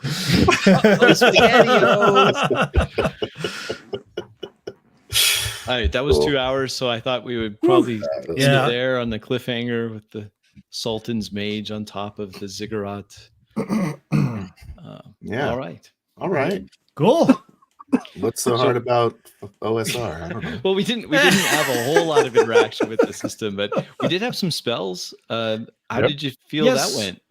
And how did you feel about like the swinginess of? I didn't of roll the over D20? 5 in combat. Yes, but did Yeah, you have you- like you shock rolled damage? You do that? Do you get Shock I damage. do, but isn't that like AC 13 or something? Yeah, and so it would have to. Yes. I rolled a 4. No, Yeah. that That's like the that's not highest how roll. shock damage are. Shock Work. damage is if you miss, you still do a minimum amount of damage as long If- as Oh. the AC I is. think I Other target threw low daggers, enough. and I don't think I get shock damage on the daggers. I would. Dagger has a Yeah, shock. dagger do It one. does. Yeah, Oh, it's okay. not a lot, but it has some. Yeah. Is it one? Well, What did you yeah, think? We had you playing the mage. You were able to do some spells there, Rick. How did that go? I like how you did the effort. Yeah, I mean it's something to get used to. I was really trying to dive into this book a lot, so this thing has been you had a book at the glued table. to. That's probably Nice, why I have a yeah. little bit of a headache today, is because I've just been reading so much. So, but yeah, I dived into the books today. Making sure I knew what the spells were and everything. Right. So, Right. yeah, that's part of the thing about being a mage. If you want to try to keep as much mechanics out of the, you got to know what You gotta know. exactly you can cast. Yeah. I thought your sleep spell, Max, was great. That was well timed. Good. Yes. Yeah, I like how my guy's just like, whoa, Hello. magic.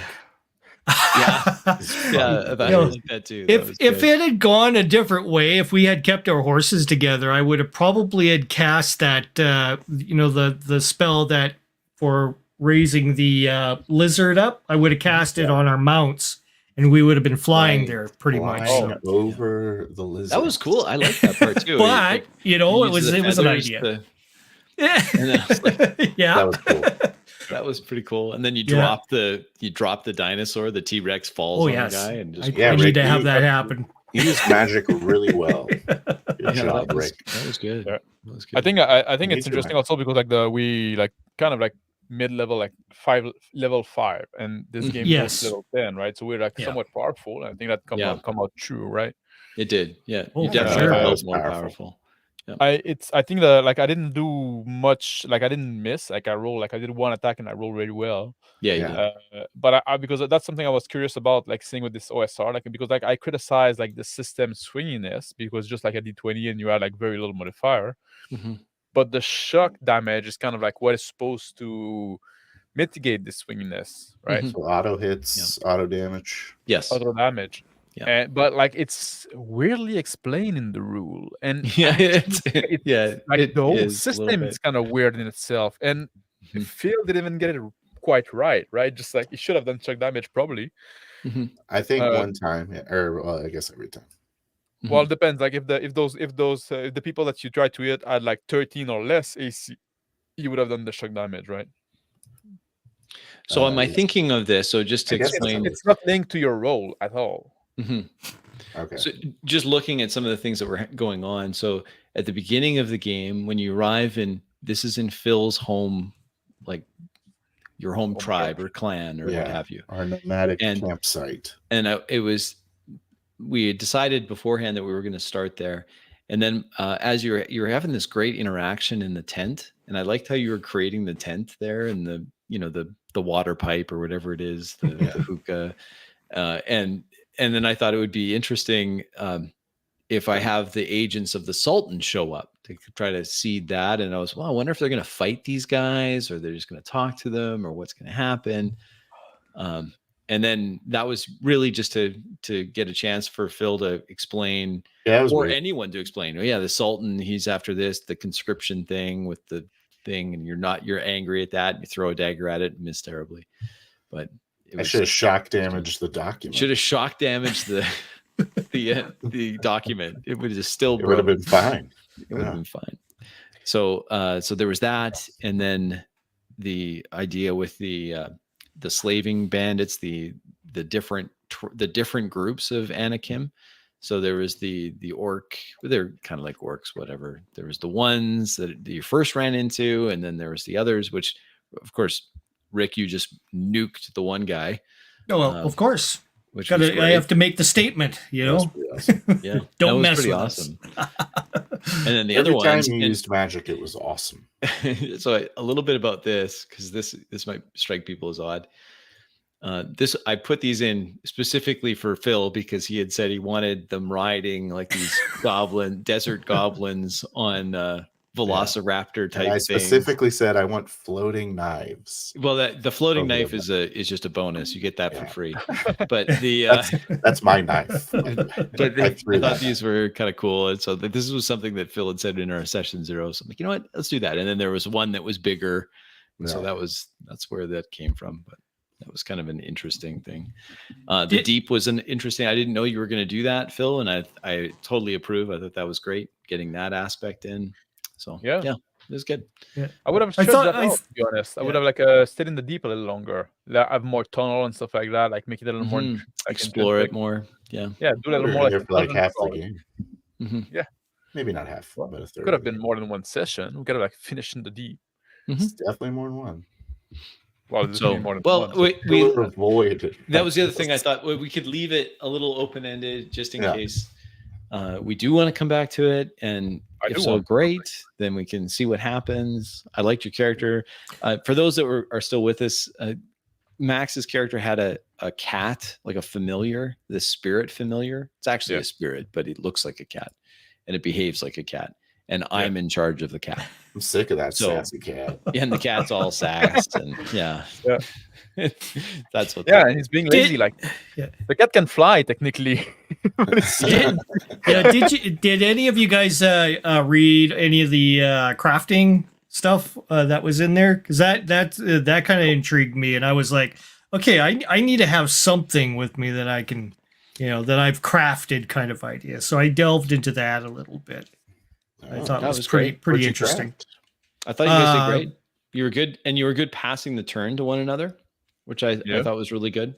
Yeah, I thought that That's was really excellent. So like we're getting way better at that, guys. Like just Good. Yeah, except the It cat doesn't- kept taking turns. And I was like, well, the cat. Yeah, I said cat always I wasn't sure how much the cat should take. This is the Cat- I'm limiting I just myself to give the you cat. shits. I'm just That kidding. cat and his darn forehead, anyways, right? Yeah. That's right. That stupid cat. It's me. Like, well, I don't unreal. know, man. I think I think it did good. I like the cat. The I cat did was. too. I I did enjoyed the too. cat because every so often I would just be like, the cat thinks that Yeah. this is He boring. sure doesn't like that Yeah. religious mumbo jumbo. Yeah, the cat is, Yeah. even though it's a spirit animal, Even though it's a this is spirit. silly I superstition. feel like we really talked about our religions a lot. Yeah, Is that too and much? I don't we know. did. I thought it was interesting, right? Just like Thought it was interesting, we're, too. we're like you seem to be a religious guy. I'm a Yeah, very it is. religious guy, so now we're like clashing culture. So we discuss about it, right? I really like the part where I'm like, no, we're not killing them. And then they start getting eaten. I'm like, no, I'm not killing. Like, I don't care if that's mercy. That's not my creed. Yeah. Even if it's merciful. And then I just had the desert kill them. So Yeah, it's cool. Yeah. And then they showed up again. and then some of them showed up. The survivors showed up. I told you. So they had a journey to go on. But of course, they see you guys, they're gonna run. like it's like Yeah. what is this? I'm not. They're out of there. Like they're not gonna talk. They're just gone. But I So- find Well, anything. We had a lot of chatter in the background, so Yeah. everybody's been yeah, watching. good. So Let's That's check the good. chat. Let's check the chat. We'll check the Yeah. chat. Hey, Justin. Absolutely. And I find it interesting Oh, because I can't find like save, our not character has a lot to learn from each other, right? Yeah, Doing the Yeah. meme. well, yeah. I agree. It also, when you guys talk to each other, it's kind of like, in enforcing the lore and everything too. So Mhm. gives a good, I wonder what's gay. Oh, I it's think it was me, his, me playing a mage yeah. because, Uh, like, yeah, like I'm always against magic and stuff like that. A lot of anti-sand propaganda. Yeah. yeah, nobody likes sand. Yeah. Yeah. I'll edit out all the non-role play moments. What are you talking about? It's all role play. That's something we don't do. Um, Did we have tonight any moment that were out of character? I'll have to look at it again. There was a couple things where I'm like, okay, I'm not sure how to do this. Like I when you were didn't. yeah. you were pondering Rick I was like, you know what? It makes sense that he would like surrounded by this. You already said you were a linguist. You have all the languages. I'm like, okay, so I want him to be able to showcase that his character has all these languages. So that's why I was like, yeah, make that knowledge check, and then Okay.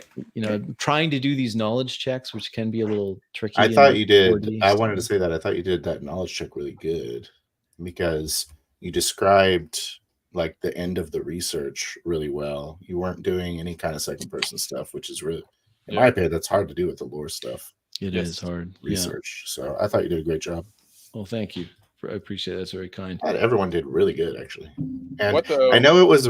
I know it was kind of a talkie game, but I like that. So I'm like sad that. about it. Yeah. A game I like, and I'm. But here I to don't have know that it- fun. Like I guess we'll have to So- watch it again. But did it feel? What was the pacing like for you guys? Did it feel too slow, or did it feel like you were moving along? Like I I think a it was few a little times there, slow. I was really close. You could probably see I'm really close to just fast traveling you, but I'm like, no, Yeah. they're still talking. Yeah.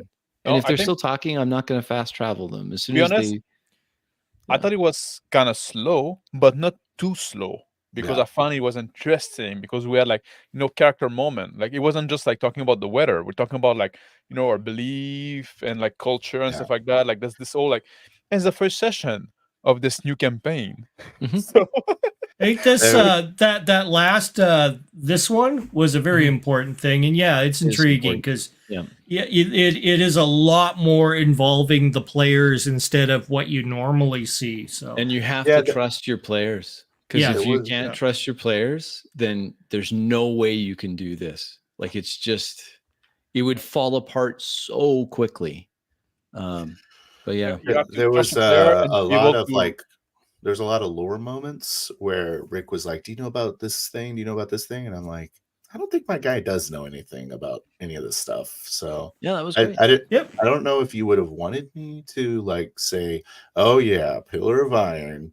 You mean from the? I was You talking that's about the kind of thing- tower that's in the center of the desert? Totally I up didn't to know you. if that. I Yeah. was either going to say it's the Yeah. tower in the center of the desert, Mhm. or I don't have any idea what the hell you're talking about. I mean, Yeah, I think it's that's good. Either one. Yeah. is Yeah. fine. it's cool to hint stuff. I whenever you guys say stuff, I'm kind of writing down notes and stuff like that. It's kind of like when I mentioned the possibility that the mage may have a young, what I seen it, a young dragon. Mhm. I mean, it's up to Crispy to decide whether or not that is a thing, Mhm. or perhaps it's a dead pet by now, or I think it's. that you were pretty heavy-handed with the foreshadowing, so Crispy is obligated to now make a dragon. Yeah, So, no, so it's you like- know, it's whatever He we forged the add. shit out of a dragon. Yeah, there we go. That's all right. Oh, it It's was a good. small one, right? Just like a pseudo dragon or some shit. Yeah, You he's never like, know. I'm sure it's still small. Wink. Kind of laughing. Yeah, yeah. You wanna- Exactly. Or perhaps maybe this is the cause of the corruption of our Ah. mage friend. Who Yeah, knows? or- You know, it's entirely There's up to all Crispy. sorts of ways you we know? could take that. Like we could take that Yeah. as the dragon, which was originally a pet, became a corrupting influence on the mage, and that's why the mage went bad. And so maybe You could do Dragon- all maybe kinds all of things sorts of with it. things. Yeah. Yeah. This dragon pet could be like something equivalent to a ratio, right? Like yes, like it could be. spirit family, There right? you A spirit go. animal. Because Yeah. they can look in different way, right? The Battle of Spirit Animals in Spirit- part the 3, right? Dude, I want Horatio to get like 100x size and fight the dragon. Yeah, yeah, Yeah. big wings on it and everything, Yeah. black Yeah. wings, and yeah. What is? Yeah, exactly. Exactly. But it's really Yeah. like a battle of spirit will.